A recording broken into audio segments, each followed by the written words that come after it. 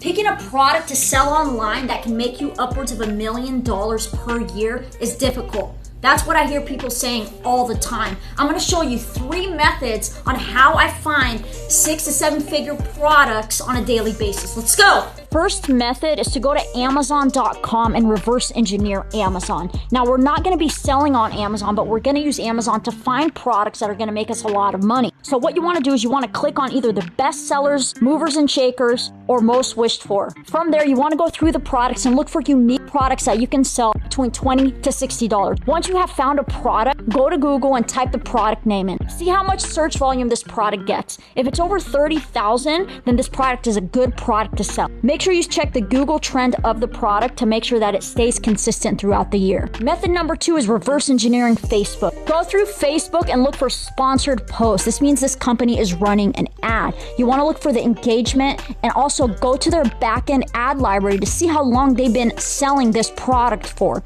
If they've been selling this product for more than 2 weeks, then it's safe to say this is a good product to start testing and selling. Third method is by going to Pinterest. Scroll through Pinterest and look for promoted by.